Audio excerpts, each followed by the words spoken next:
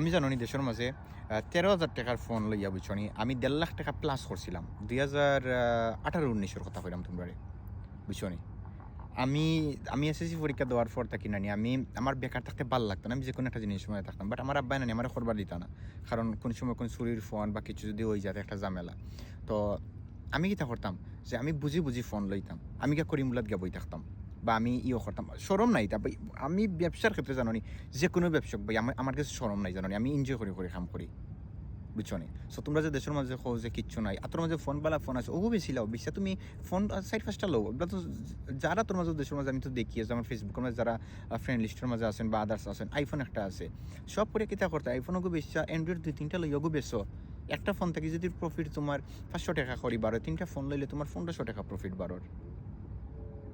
এই 1500 টাকা যদি পারো না নি তুমি 1500 টাকা দিয়ে কিতা করতাম তোমার 800 টাকা চলবো তোমার বুঝছো না নি 800 টাকা তোমার চলবো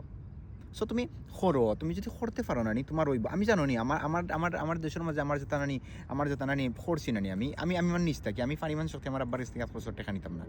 মানে বড় অঙ্ক টাকা লাগলে আমি আব্বার কইতাম আব্বা আমার খুব দরকার তো আব্বাই আমার দিতাম আমার কাছে থাকলে আমি কুলাই দিতাম বাট এছাড়া জানো নি আমি নানি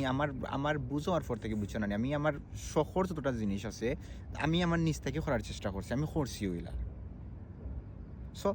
থিঙ্কিং চেঞ্জ করো যে আমি পারলাম না আমার দ্বারা হইতো না আমি এক সময় করবো এক সময় না আজকে থেকে করো